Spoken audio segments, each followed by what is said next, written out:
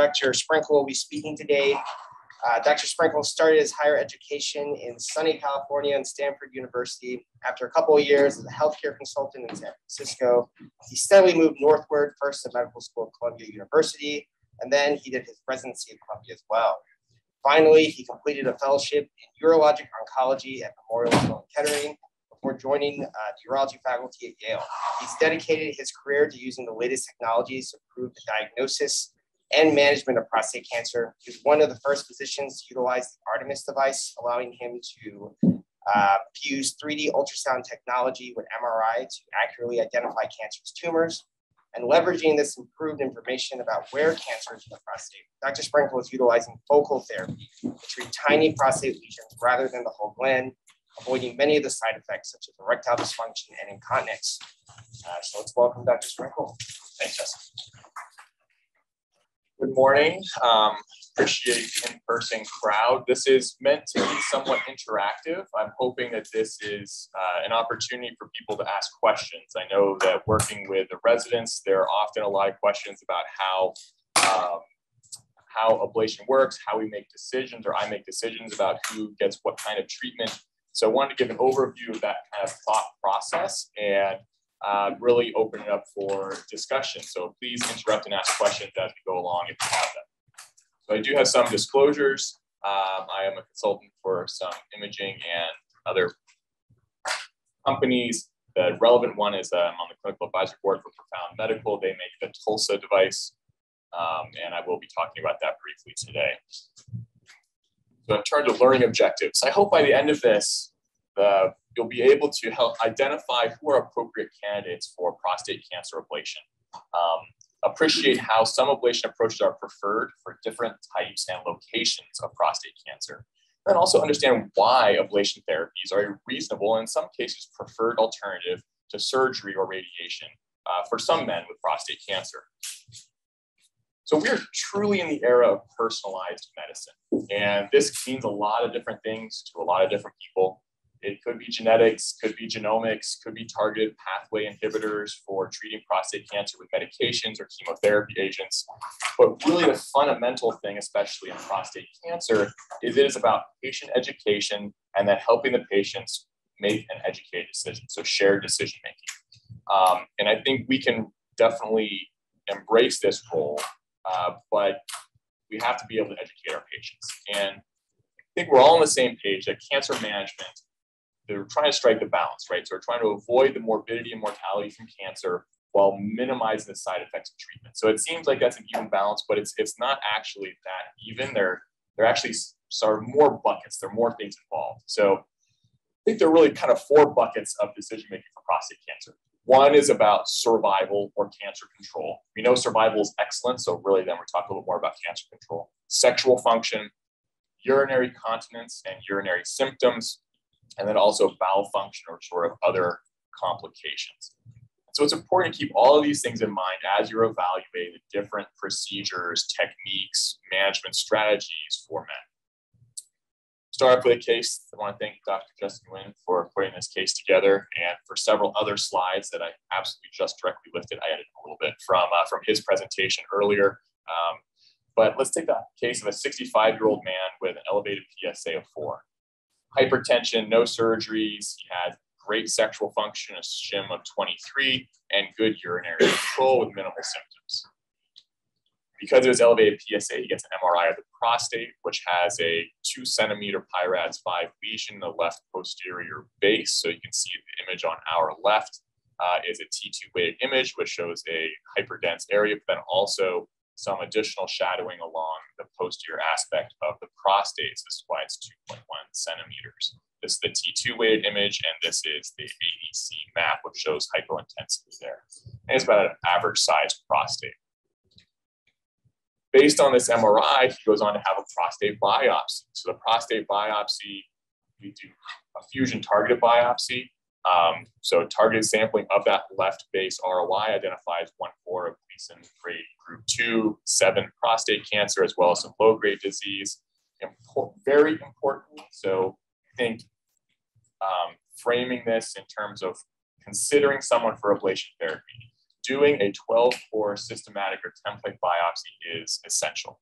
And so the reason for this, we want to make sure there is not MRI invisible cancer that's clinically significant on the other side of the prostate. It doesn't happen real often, but does happen approximately 15% of the time.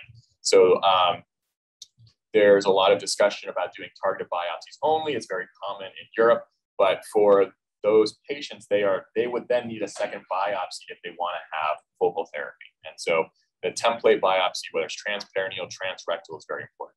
In this case, he happens to have a 6 or 3.5 millimeters of low-grade Gleason 6 prostate cancer on the opposite side of the prostate. Then went on to have a Decipher score. I think most of you are familiar with this, but the Decipher biopsy test is something that I do for all of my patients who have a prostate biopsy. The only ones who I probably don't get on are those really microfocal Gleason 6 disease. But for everyone else, it can actually impact their treatment decision and their treatment planning. So I think that's a very important part. For this patient specifically, we'll talk about it in a second, but it helps determine what his treatment would be. Does he need treatment or does he need active surveillance? Or would we recommend that? So intermediate genomic risk combined with his intermediate risk prostate cancer put him sort of squarely in intermediate risk category.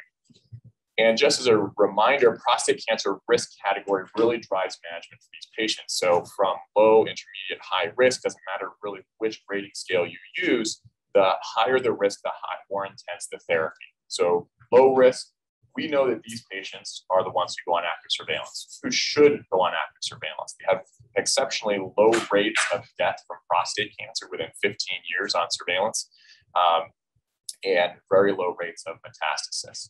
We follow them because we can then identify who those few bad actors are by following them on surveillance. But really, active surveillance, low-risk prostate cancer is the management strategy of choice. Intermediate risk disease, these are the men who need treatment. It's a large number of men. I think we talked about in our previous presentations, about 40% of men who are going for biopsy have intermediate risk prostate cancer. And then high-risk disease needs multimodal therapy. We're appreciating this more and more now that there probably are microscopic metastatic disease for many of the men with high-risk prostate cancer and really need to aggressively manage these men. So who is right for ablative therapies? It's those with intermediate risk disease, those who need treatment. Those are the appropriate candidates, and we'll be focusing on those gentlemen. Again, just kind of a little background, step back, the premises of focal therapy. So talked about a little bit, but just a reminder, Gleason 6 is not a lethal cancer. It does not need to be treated. Surveillance is very appropriate. MRI reliably identifies clinically significant disease. Yes, it emits a little bit, but it detects more than 85% of clinically significant cancers.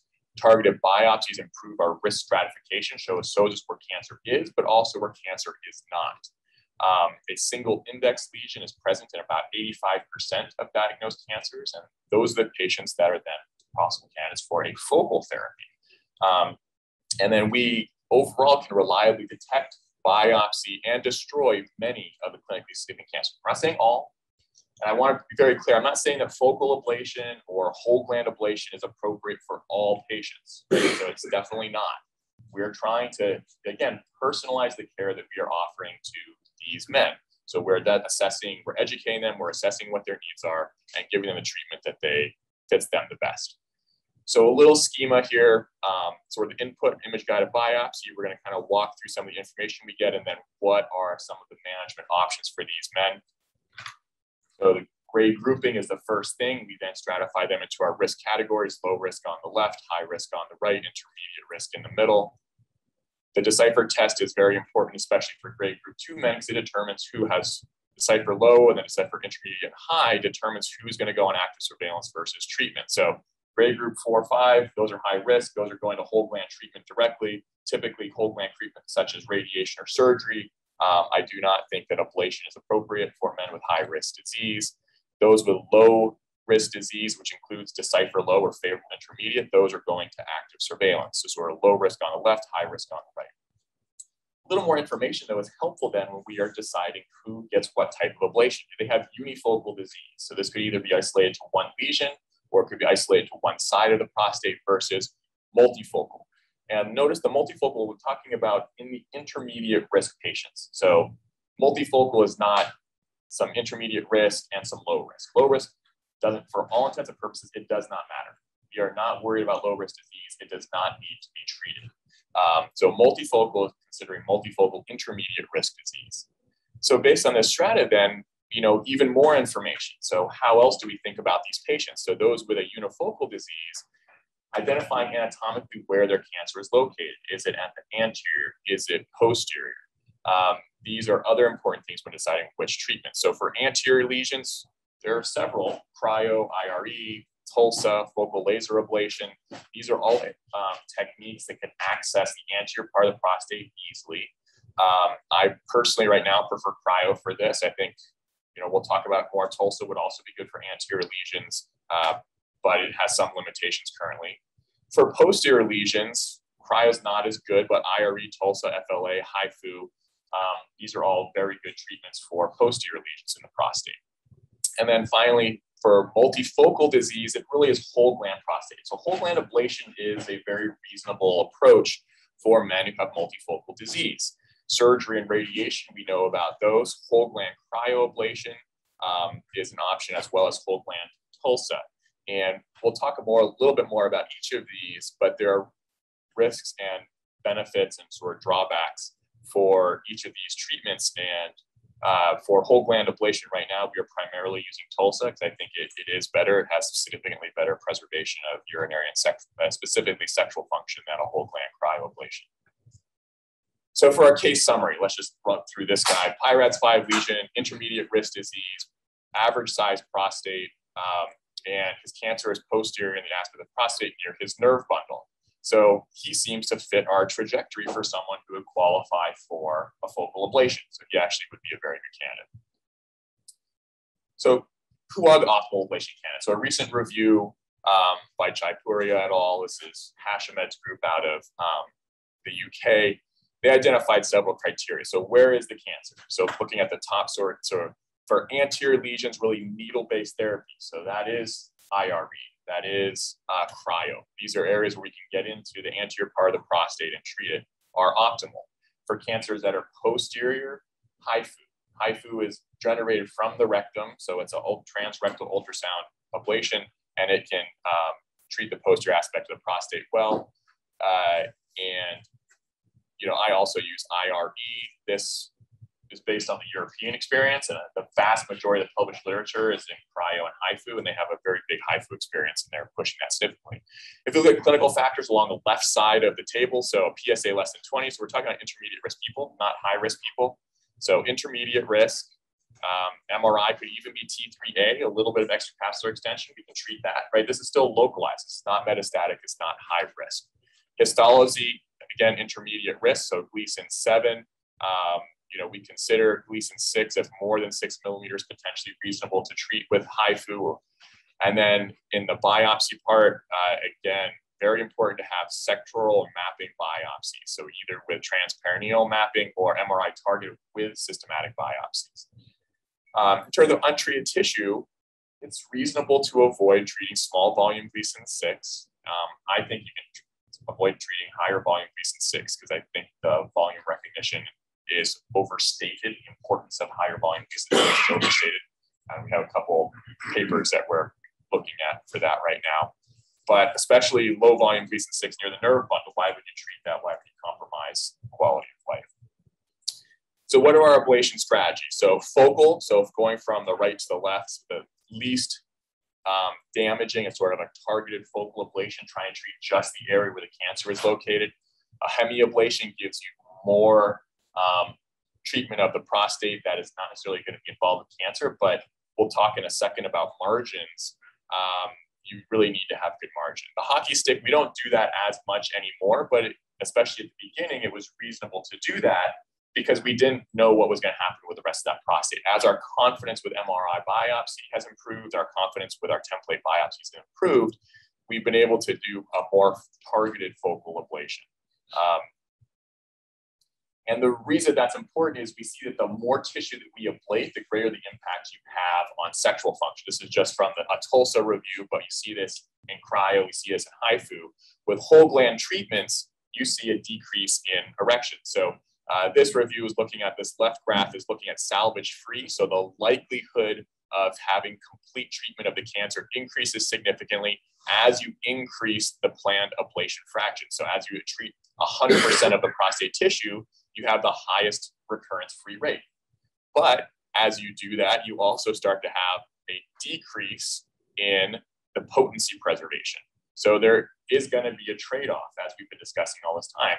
So what is that sweet spot? So we may not be able to do 100% treatment if we want to have preservation, but as we learn more about this and have that information, patients can make an informed decision. So let's really try to ablate as little tissue as we possibly can, but get adequate cancer control. I cited 3 papers here. There's several more.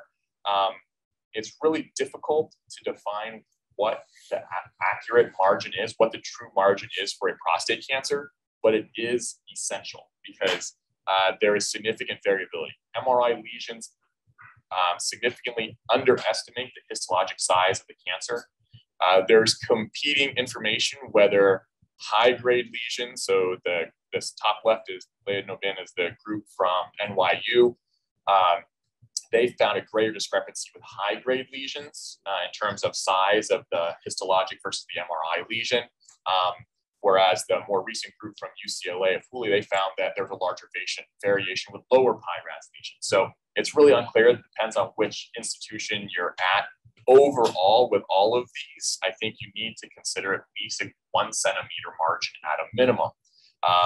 Priester et al. Was the UCLA group. They found an average of 11 millimeter underestimation of the tumor size based on MRI. Interestingly, though, there was a median discrepancy was 13.5 millimeters. So there were some that had over 2 centimeters of additional histologic tumor than was visible on the MRI. So there can be significant variation. And really it's most often in the base to apex axis, which probably is a limitation of the way that we segment prostates. We segment them base to apex usually. So probably is that we're not segmenting all the way to the end of the lesion. But almost in that base to apex, typically the lesions are almost double the size of what we see on the MRI. There's some very exciting work being done out of this group using data, big data and artificial intelligence to help predict where the cancer is. We will be involved in some upcoming trials utilizing some of that planning software. So I'm very excited about that.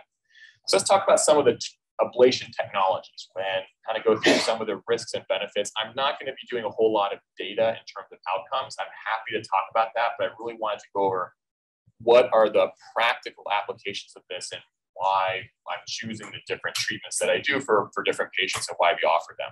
I'm happy to talk about data if there are questions, and we'll get there a little bit. So cryoablation, the freezing of the cells induces cell death by dehydration, protein denaturation, rupture of the cell membranes, and then vascular stasis. We do 2 freeze-thaw cycles, and they have to get to minus 40 degrees centigrade for those to be effective. We do 2 freeze-thaw cycles because 1 freeze-thaw cycle is only about 80% effective in killing the cancer within the area. 2 freeze-thaw cycles gets you to 96%. You do another one, it's like 96.5 or 97. So it just takes a lot more time. So 2 is really the optimal freeze-thaw cycles. It's important to understand. So the transrectal shunt visualizes the ice ball. The edge of the ice ball is 0 degrees centigrade. So if we look at the thermal kind of loops, the minus 40 is 5 millimeters inside the edge of the ice ball. So we get great coverage. These ice balls expand and continue to expand. It works very well for tissue destruction. But there is a limitation to treatment margin. You need at least 5 millimeters of ice outside where you're trying to actually have your cell kill. And so that can limit you, especially posteriorly near the rectum nerves or urethra. To preserve the urethra, there is a urethral warmer. I personally, we can kind of see a little bit here, blow this up. The needles are in the prostate. This is the urethral warmer. Here's an ice ball. I don't know why they're doing just one, but you should do them all at the same time. You start anteriorly and come posteriorly because these are also hyperechoic. So the leading edge of the ice balls we'll see on the next one is hyperechoic. So you lose everything anterior to this interface between the normal tissue and the leading edge of the ice ball. So we ablate from anterior to posterior, so it works great for ablating anterior lesions, and you can treat all the way to the bottom of the prostate. We do whole prostate cryoablations, usually for our salvage patients. And you'll see we come all the way down to the base of the prostate. Like this right here, this top right, this makes me nervous because we see our ultrasound probe and then we see our prostate. Those are really close together. So if I want a 5 millimeter margin around my prostate, it's gonna be very hard for me to get that without getting into the rectum. Two ways we can adjust for that is we drop the ultrasound probe away. The other that I do for pretty much everyone where I'm doing an ablation of the posterior part of the prostate, so put a needle in and hydrodissect that place. So with sterile saline, we inject some saline, create a little bleb there. We're talking with the companies about using spacer potentially to create a more permanent or temporary but longer lasting than a hydrodissection space there between the rectum and the prostate for several of these technologies. In South Carolina, they actually did some trials with that. They did not see any real appreciable difference in their fistula risk when they put a spacer in versus not in combination with cryoablation. Any questions about cryo? Yeah, Kate. So just to clarify, in general, when you have a lesion as posterior, cryo is generally not good because of the side effects associated with the ice ball, proximity to the rectum. Yeah, so it's your ability. You have a trade-off with your ability to do a precise ablation and damage to the surrounding tissue. So you need a 5 millimeter margin of your ice ball beyond where you want to treat, and you really want to treat 1 centimeter outside your lesion. And so, if this lesion is posterior near the nerve bundle, that means that your ice ball is going to be completely including your entire nerve bundle. So, so I don't think that cryo is the best one, and as you saw from that review, that most people don't at this point. There's some people still doing focal cryo in the peripheral zone. I don't understand why. We have a lot of other really good technologies. But yes, absolutely. It's because of the extended, you need to go, to get cancer control, you have to damage tissue outside of where your cancer is. Yeah. All right, so IRE, or irreversible electroporation, the kind of brand name. Oh yes, we'll do that, Leslie, sorry. So her question was just confirming why cryo is not good posteriorly, and that's because of the ablation, the need to have that treatment margin, which would then incorporate some of the tissue in the nerve bundle. So irreversible electroporation is NanoKnife is the brand name for this. We do have it available here at Yale and at the VA. They use electricity, so it's a low energy electric current that goes between the probes. It destabilizes the cell membrane, basically causes, it's called electroporation, opens little pores or holes in the cells. We measure the resistance. You guys can do a little old physics, V equals IR. So as the resistance decreases because these holes have opened in the cells, our amperage increases. So we actually measure the amperage that's needed to maintain the voltage. And the great thing or interesting thing about IRE is that it does maintain the connective tissue matrix. So it maintains vessels, it maintains nerve sheaths, and it typically has minimal or no thermal energy, so there's not any significant spread or damage beyond a very finite ablation margin. So we can identify this ablation margin and in direct opposition to cryo, like the edge of your mapped out treatment zone is the edge of your mapped out treatment zone. So there's no thermal decay or creep. So use electroneedles. You need at least 2 of them because you have to have the current be able to go between the 2 needles. It is transrectal ultrasound guidance, and around each needle is a 5 millimeter margin, and it is a precise margin. So this is what I prefer for the posterior lesions near the nerve bundle for a couple different reasons. One is if I know that I have my needle sort of 4 millimeters from the capsule, then I'm going to get to the capsule with a 1 millimeter margin around that tumor. And we'll get complete tissue ablation there. And then sort of the secondary benefit, which we're still waiting for great clinical data, we have animal data, but by not damaging the nerves or the nerve sheaths, they've actually seen, I think it was a hypoglossal nerve in a rat or something like that. They ablated it, and 6 weeks later, there was 80% function in nerve had regenerated. So by maintaining the connective tissue, it really allows a lot of these cells to regenerate. Any questions about NanoKnife? All right. The challenge with NanoKnife is that it's largely freehand placement, so you kind of have to have a pretty good idea of where you want to go. It does not have an independent mapping software, so it's really cognitive fusion and doing it all by hand. So it's a little bit more user dependent and takes a little higher level of understanding of the 3D modeling and comfort placing the needles. So HIFU or ultrasound ablation. So HIFU, there are two sort of ultrasound ablation technologies. We're going to talk about HIFU and TULSA.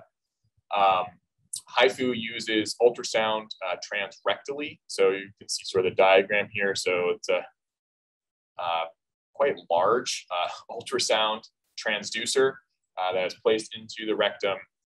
It focuses a beam of ultrasound at a specific source, usually about a rice-sized pellet area that gets destroyed. It says it can focus beams up to 4 centimeters from the source with no injuries to intervening tissue. You're not going to get good ablation at 4 centimeters, but it is very effective, especially in the posterior part of the prostate. So 2 or 3 centimeters, it works very well. It has computer planning software that makes it pretty easy now with the new Focal One, which we're talking with them. Who knows what's going to happen? May not be coming to somewhere in the Yale system near you. They have a very good planning software. I mean, they show you the lesion. You can map out the lesion. You segment it yourself. When you import the MRI, you segment it. They can help you plan your margin that you want around the lesion.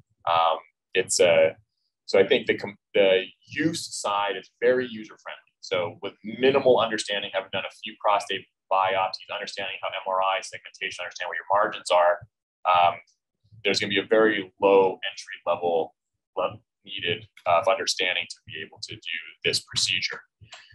Some of the limitations, or has limited efficacy in anterior or large prostates. For many of the published literature studies, they did a TURP before doing HIFU because they had to decrease the volume of the prostate. And it's competing study results, but a lot of them have bladder neck contractures. It's hard to know if it's from the TURP, hard to know if it was from HIFU. Sometimes they're doing a TURP because of bladder neck contractures from the HIFU. Large part of that was with whole gland HIFU when they were trying to treat the entire prostate. So I think HIFU as a focal therapy, especially posterior in the prostate, works very well. There are some limitations. In addition, cavitation, if you start posteriorly, can block anterior treatment. So usually you start anterior and work your way posteriorly, and also limited by calcification. So as we know, stones, calcification, they can block the signal of propagation of ultrasound waves. So that can be a major limitation, especially if someone has significant posterior calcifications, which many of our older patients do, especially the history of prostatitis. So this is kind of what the very basic old software looked like. So you have segment outline the prostate. That blue band is sort of the treatment band for the ultrasound probe. You can see the lesion is outlined there in red with the treatment margin. And so it just kind of moves its way across, doing a little zap at each of those things. It is thermal, so there is tissue expansion. So typically you start anteriorly, so that area doesn't move away from you as the tissue you ablate expands. TULSA is the other ultrasound ablation, similarly targeting around, for TULSA, it's about 57 degrees centigrade is kind of the target that we look for. It is a transurethral applicator. So it is basically a rigid cystoscope. You put it in the urethra. This is all done inside an MRI scanner. So it's MRI directed. The urethral applicator and the endorectal device are both cooling. So it cools on both sides to really limit the risk of rectal urethral fistula. I have not heard of any reported rectal urethral fistulas. And it has real-time planning. So we actually are able to, in the scanner, we take an MRI on that day. So it's sort of most up to date. On that day, take an MRI, segment the prostate based on that, devise our treatment plan. So it could be subtotal, could be whole gland, can be nerve sparing, leave a little bit of tissue around the nerves.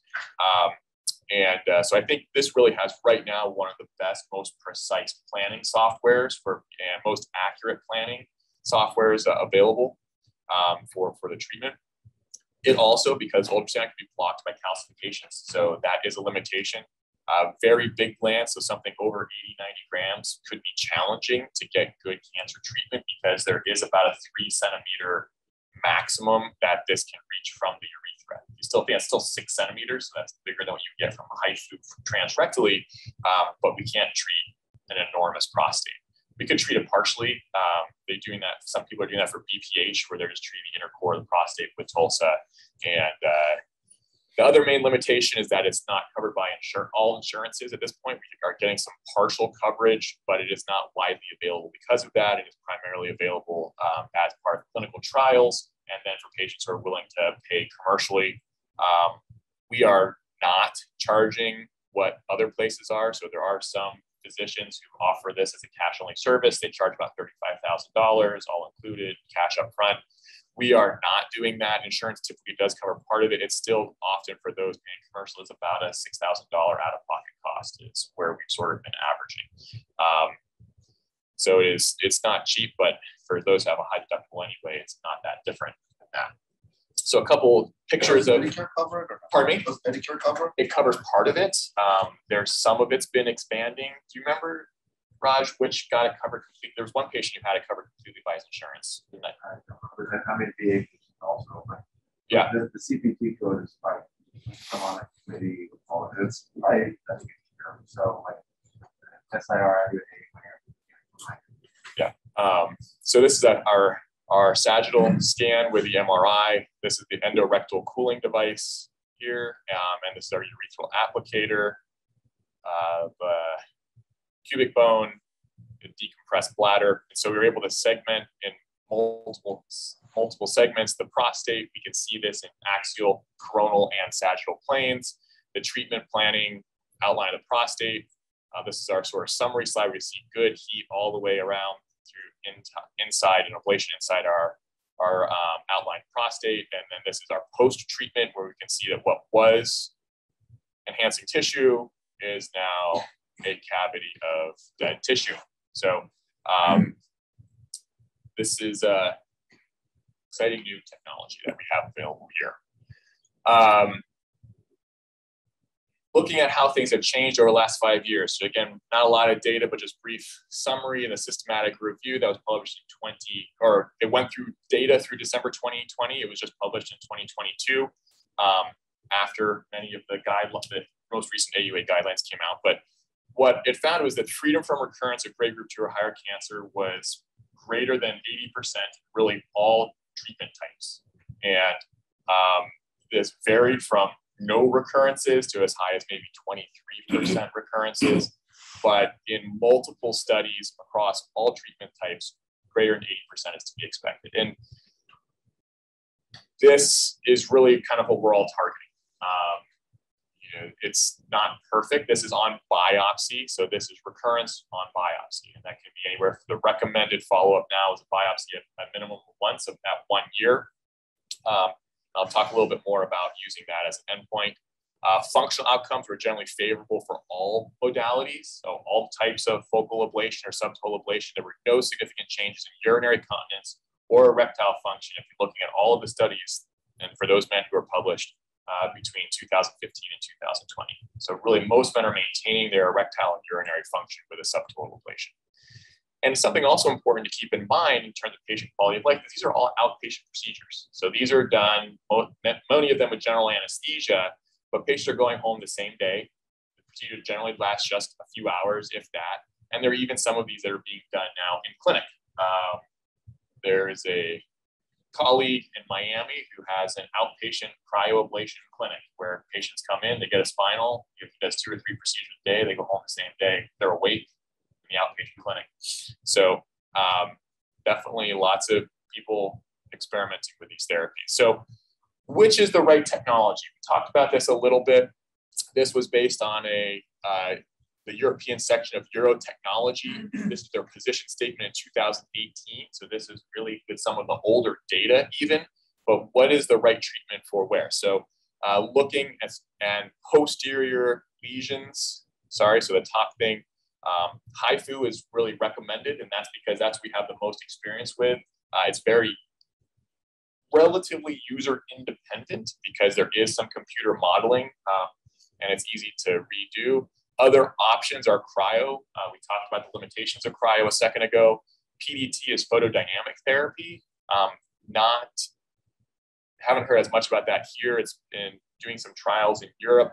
Photodynamic therapy, just as an aside, is one of the few technologies that actually has a randomized trial comparing it to active surveillance. It did show a benefit in time to needing definitive therapy. Did not reach overall survival because you wouldn't expect that in the active surveillance population. But that's one of the few trials that has a good randomized trial for technologies. Irreversible electroporation, also for posterior lesions, and FLA is focal laser ablation. For anterior lesions, cryoablation. So again, needle-based technologies, the anterior part of the prostate, photodynamic therapy, IRE, focal laser ablation, all of these sort of needles that can get to the anterior part of the prostate and treat. I think this is before TULSA was available. TULSA will be a good treatment, or is a good treatment for anterior lesions when we're doing it for subtotal therapy. And finally, at the apex. So the apex is unique. It's near the sphincter. It's near the nerve bundles. It's near the urethra. It's difficult without having some thermal sink to cause damage to those surrounding structures. So focal brachytherapy is actually, by these consensus groups, what's recommended for apical lesions. We do not have a brachytherapy program here, so we're a little bit limited in doing that. Also, they consider focal dynamic therapy and focal laser ablation. I honestly think for apical lesions, TULSA is probably a pretty reasonable option because of our ability to precisely map the anatomy, and we can then do a very precise, more precise treatment area where we want to go. Because of the urethral cooler, we do not typically treat within 2 millimeters of the urethra. So if a cancer is abutting the urethra, TULSA is probably not a great option for that either. But those are kind of considerations. So definitely posterior, anterior, apex are different areas, and different treatments are appropriate for each of those different areas. And we've really seen a shift. So and this are publications, not actually what people are doing, but publications. So HIFU, really tremendous, the vast majority of current publications between 2015 and 2020. In part, that's because there's some major push to start doing it in the United States. It got approved by insurance a few years ago, so there's a lot of interest, and a lot of those studies were actually the studies that helped get it approval. Cryo, still many. This is percentage of papers published. So this is not an actual. And then on the left is number of focal therapy patients doing focal therapy. So photodynamic therapy increased, IRE increased, focal laser ablation, breaking down a little bit. Even RFA and PAE were included in this review of ablation therapies. So I made my own summary slide just because this is sort of the way I think about it. So HIFU has many studies. It's very easy, or sort of the strengths, limitations, calcifications, prostate swelling, can't reach the whole gland, have that thermal drift. So if you're trying to ablate out to the capsule of the prostate to get full tumor control, you're going to have heating and damage of the nerve bundle. So the thermal drift is sort of, for any of the thermal technologies, is a limitation. It is best for focal, and it is best for posterior disease. TULSA, its real strength is the treatment planning and guidance. I think really sets it apart currently. It also is limited by calcifications. It's done in an MRI scanner, so you have to have the ability to access the MRI scanner. So we fortunately have great colleagues here in interventional radiology and diagnostic radiology that have made that happen. And we are a multidisciplinary team that do these treatments. So unless you have your own MRI scanner, it would be very difficult to do this on your own. So right now it is kind of limited to large institutions or those that have the ability to get time on a scanner for interventional procedures.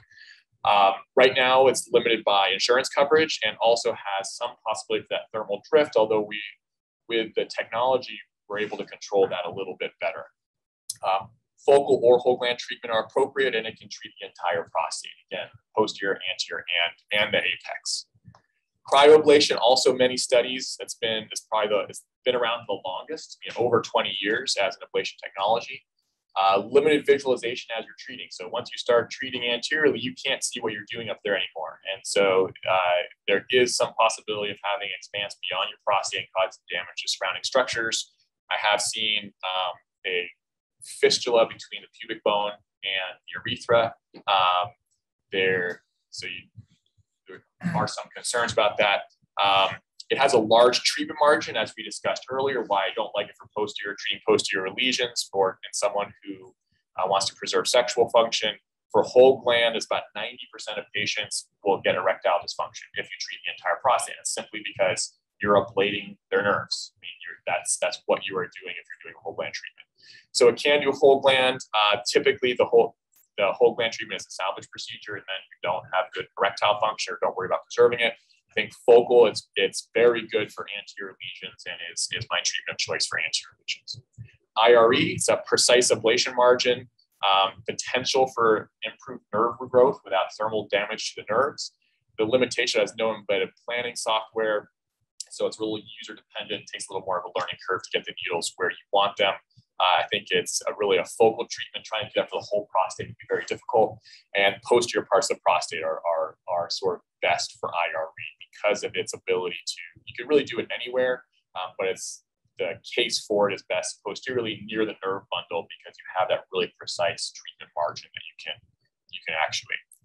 Focal laser ablation, don't currently include that here because we are ideally starting a trial with them later this year with this enhanced planning software. As with many of these, it's a thermal, so it's going to have the same limitations as other thermal ablations. It has a small ablation zone, so it requires multiple needle passes. You ablate an area, move your needle, ablate an area.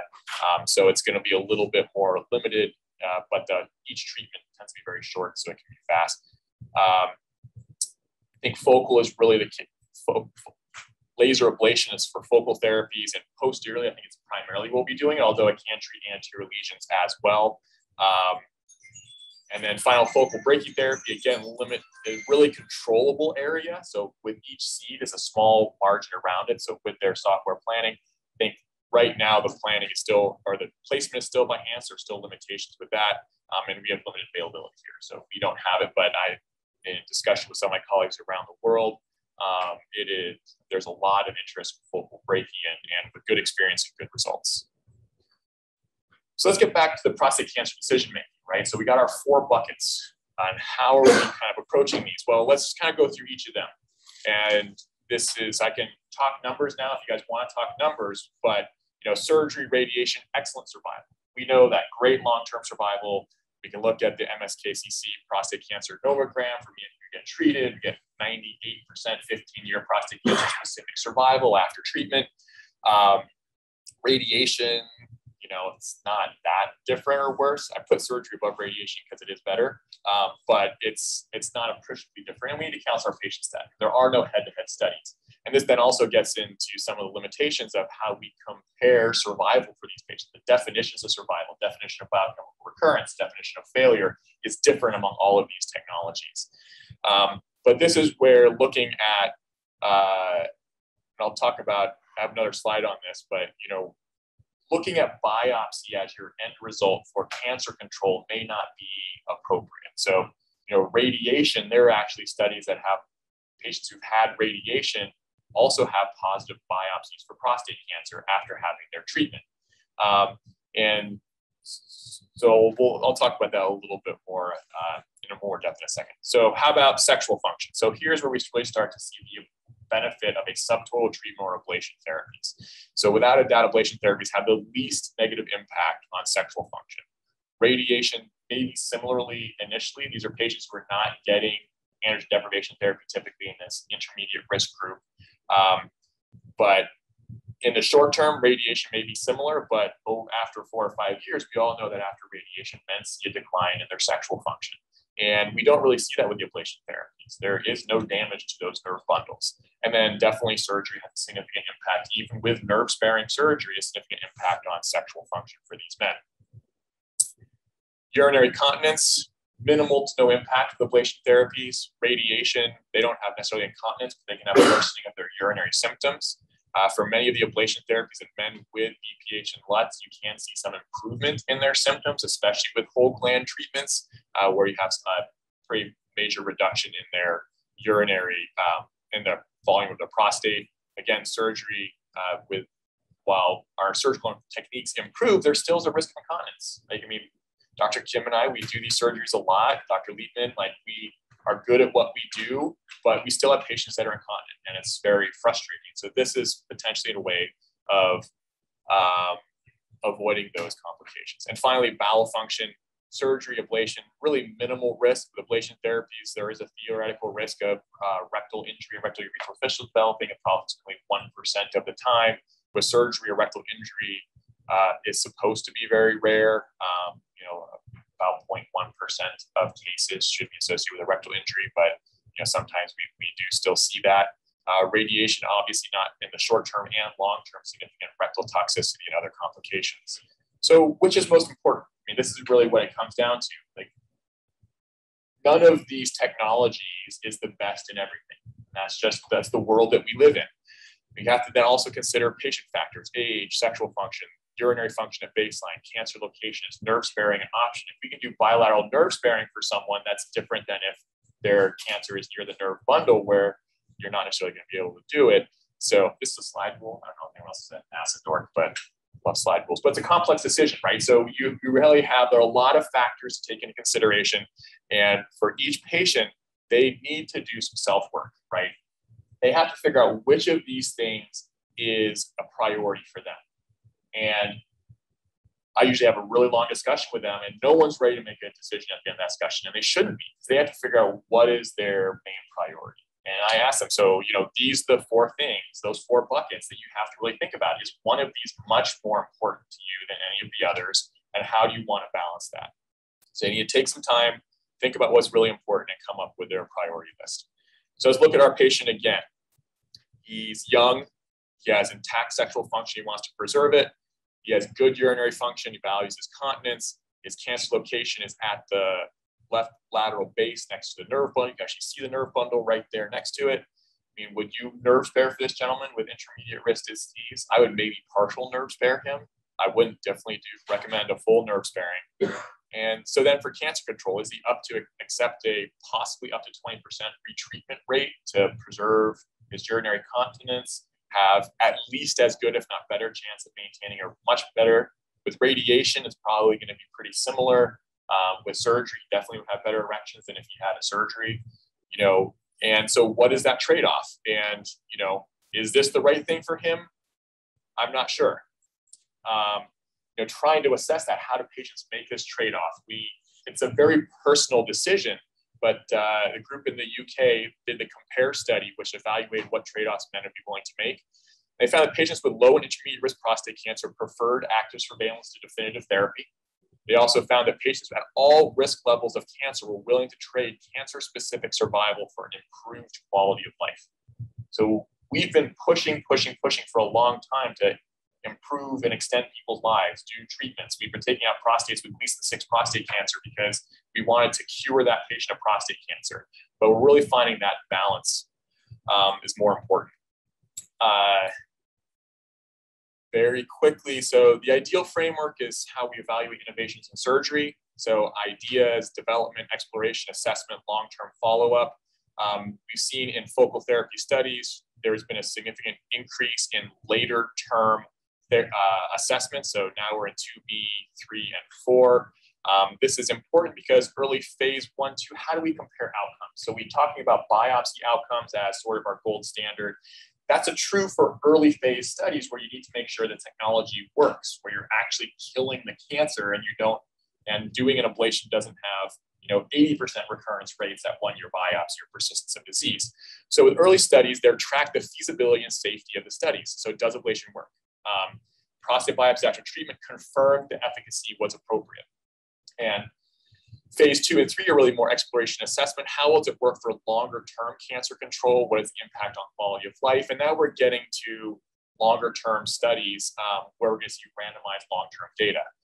But I think it's important to remember that when comparing to surgery and radiation, biopsy really might not be the most appropriate endpoint, right? So we are showing that the technology works, but can we compare a 20% biopsy positivity and say, oh, this is so much worse than surgery? No, you can't really, because we're comparing different things. And if we look at the radiation data, I have a slide in a second, but biopsy after radiation is positive 20% of the time when you biopsy in 1 or 2 years. So we're not different than radiation, but we're looking at BCR long-term with radiation. We're using different definitions. So it's really important to be mindful of those different definitions. Astro-Phoenix criteria is different than our, a detectable PSA after surgery. And so using composite endpoints is important. That's what we're using a lot now, but really those are also limited by excellent long-term survival of prostate cancer. How are we going to reach a survival endpoint in prostate cancer for patients with intermediate risk disease? It's very unlikely in the short term. And so looking at failure-free survival and some of these other endpoints, I think is important. It's not, we still need the biopsy data, but it's important. So just quickly after radiation therapy, so in a large study, 30% of men who had a biopsy at 24 months with no evidence of BCR, no evidence of other failure, had a positive prostate biopsy after radiation treatment. Okay, and then what we find is even though the positive biopsies, is that cancer really dangerous? Is something that needs to be managed again? 17, almost 20% of the patients who had a positive biopsy after radiation were still clinically free of disease recurrence 10 years later.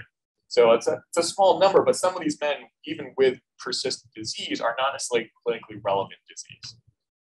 All right, I'm almost done. So just on that sort of composite endpoints, propensity weighted adjustments, focal ablation has similar 6-year survival with standard radical therapies. So radical therapy being radiation or surgery. I showed these before. You see some branching out, but they're not statistically significant differences in terms of failure-free survival and overall survival. And then with other studies looking at 10 years. So again, what are these composite endpoints? So it's transition to salvage, local, or systemic therapy. And those are big bundles, right? That's not perfect, but I think it's important to recognize that when comparing definitive therapy like surgery and radiation to, or in this case, this is just surgery to focal therapy, there is not a difference. And we probably don't expect to see a difference within 10 years. I mean, if you look at PROTECT and some of these other long-term data, we don't see major differences out to 10 years. It really is going to need to be longer than that. But PROTECT also was 70% grade group 1 low risk patients. So we're looking at a different population here too. These are intermediate risk patients. So in summary, appropriate candidates for ablation therapy have intermediate risk prostate cancer. The energy source or treatment should be tailored to cancer location to optimize our functional outcomes. Ablation therapies are a reasonable and actually preferred alternative to surgery or radiation in some men with prostate cancer. But most importantly, prostate cancer treatment decision-making is multifactorial and very personal for these gentlemen.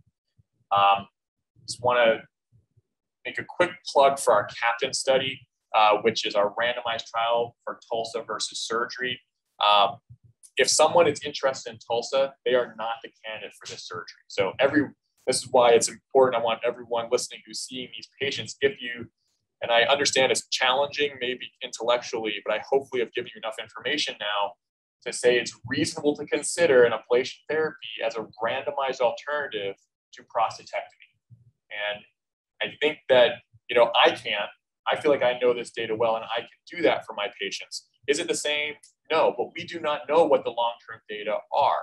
So it's a prospective randomized trial, open label, patients know what they're getting to TULSA versus prostatectomy. They are randomized, they don't get to choose. It's a multi-center trial, and we are planning on 10 years of follow-up to really be able to answer what happens to these men. Is there a true survival difference in that composite endpoint, in primary endpoints, in quality of life? So men who have intermediate risk disease are candidates for surgery.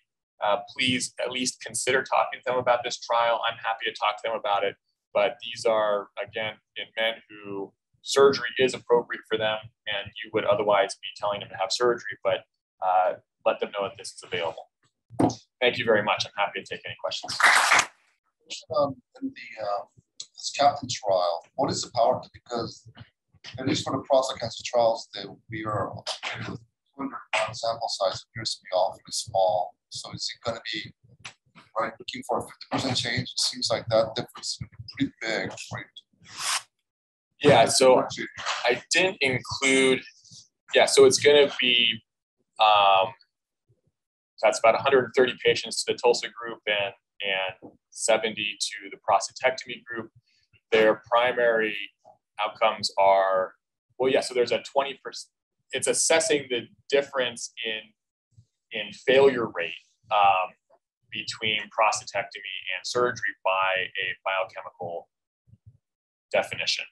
And so it's and they're using the radiation criteria, they're using the Phoenix criteria, or? It is, I believe they're using Phoenix criteria. Yeah. So, I mean, I have talked about it. I think that's a limitation because you're not going to necessarily hit that. Another definition is salvage therapy. So it's a salvage therapy definition. And that you can have a single episode of retreatment with TULSA if you're 1 year biopsy. So everyone in the TULSA group is getting re-biopsied at 1 year. And so their first primary endpoint is safety. And so that is a 1 year endpoint. And then the primary efficacy endpoint is at 3 years. So the 3 year endpoint is at 3 years, what is the likelihood of progressing to salvage therapy or having a diff change? So for prostate cancer patients, if they have a detection or PCR, then they get treated because there's a biopsy endpoint earlier in this for the ablation therapy patients. That's going to be their prompt for additional treatment. We don't typically see a PSA change that's significant within the first 2 years, but that's why we're biopsying. So in essence, it's almost unfair. You have a higher rate of failure in the TULSA group because you're biopsying everyone, even if it's not clinically relevant. And that's where I think that discussion about having a composite endpoint versus biopsy as the endpoint. And I talked to them at length about this. They had already designed the study before I got involved, but it is challenging. How do you compare these things, right? This is why there are no studies comparing surgery and radiation. Like those have never really been done unless you have large studies you're just following according to standard of care.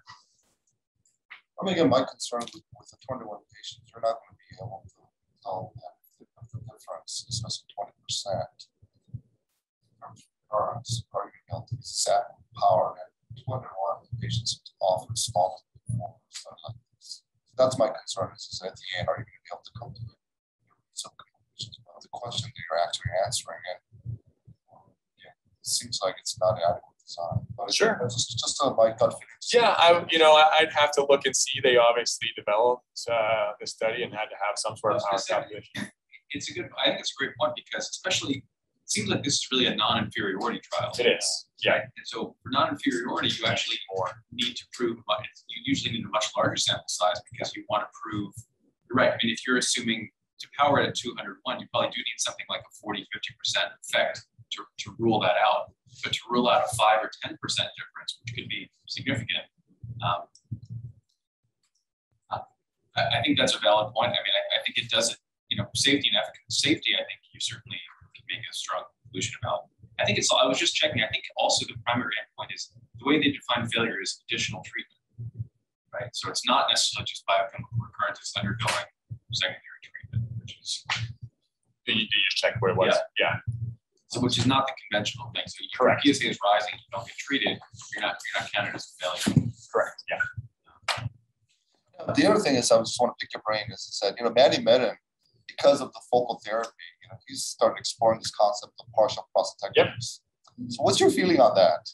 Because he supposedly early results, 100% continence, 100% potency preservation with partial prostatectomies. So. And it's true. If you cut into the prostate and leave the, they'll be potent. He's saying he's using the rationale of the focal therapy. Yeah. Yeah, absolutely. What's your thought on that? I think it's a great, if you have the skills to do it, I think, and it's all about patient selection, right? So the whole thing is about personalizing the care that we give much more than we've needed to in the past. No longer to just take out the prostate, right? So if you want to do that, I think that's fine. You then are starting to talk about, well, okay, which patients should you do that in, which should you not? Someone with an anterior lesion, sure. I think that seems pretty reasonable if you have the skill set and experience to do it. Someone with a lesion that's on their nerve bundle, are you doing them any favors by that? You're not going to nurse for that side anyway. You're taking their nerve out. I mean, we've seen some of the preliminary data from groups in Australia with NanoKnife And I mean, they have 96% freedom from recurrence of clinically significant disease with 2-year follow-up biopsies, and approaching 95% potency rates for those men. Because with nanoknife, we're ablating the nerve bundle, but it's coming back. So the great news is we have a lot of different things now in our armamentarium. I think it behooves us to pick which of those are most appropriate for our patients. But we have options. So I don't think that that's wrong. I was kind of like, all right, if you want to do that, I think that's fine. You can preserve a unilateral nerve bundle if you're just taking the one. I think a lot of his studies were giving himself some tissue on that right side. It's the same follow-up. I mean, I think what we need is a standardized way of following and defining what is failure in this new era. There are people working on it. I haven't really liked any of the definitions I've seen so far. I don't think Phoenix is appropriate. But how do we really define that? I was thinking also maybe we should revisit how we consider surgical margins, right? Because we go to great lengths to get a negative surgical margin. Yeah. And often at the expense of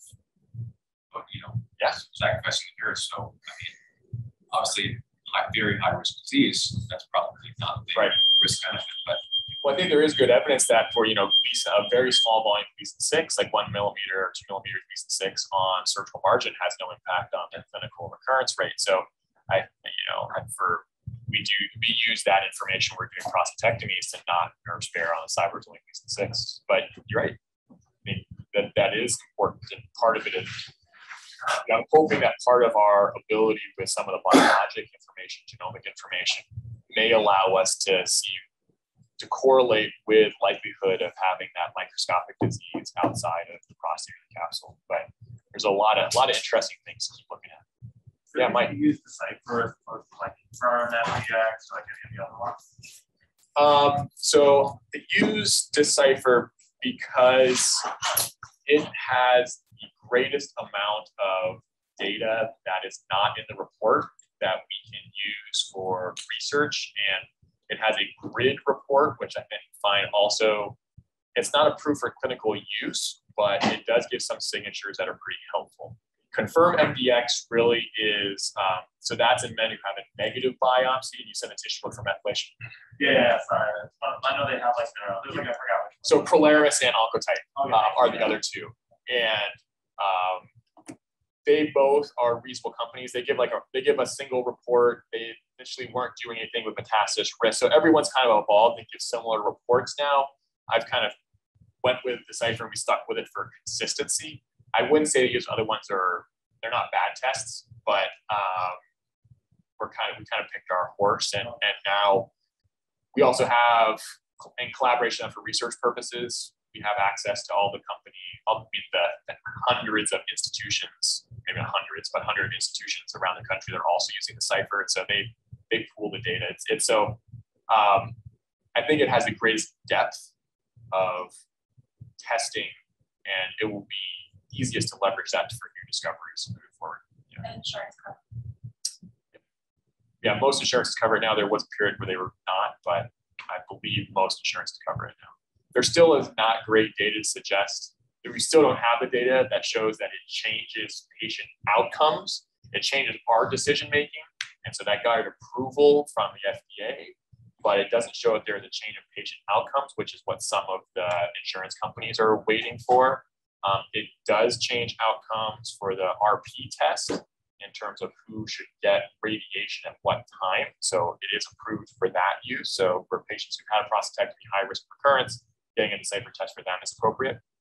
But for the biopsy test, it's not necessarily approved. All right. Awesome. Thanks, guys. Thank you. Do you know if the data on sexual function is followed out like 3 to 5 years? Because the radiation data really doesn't change for about 2.5 years. Right.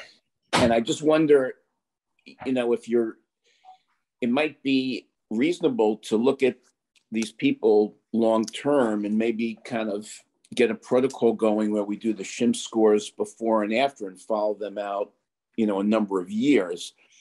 because you're really not going to see the data change 6 to 9 months out necessarily. Surgery, you'll see it happen initially, but radiation, you'll see it kind of 2.5 years start to change. So I just wonder what your thoughts are on that. Yep. So we're trying to do that. I think most of the so on this slide, so this was at 10 years. This is the erectile function and pad-free continence at 10 years, or at the median. I think 10 years was the median at that follow-up point. So they are assessing it. We are trying to do that right now. The biggest limitation is getting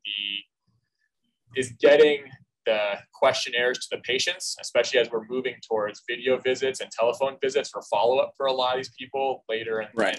So I've discussed with Diane and the team, we're trying to figure out how we can make those all electronic and just push into patients on a chart or email. But I agree with you completely. I mean, I very much want to be following these folks for the full 10 years. Nice talk. That was really great talk. Thanks. Thanks, Dan.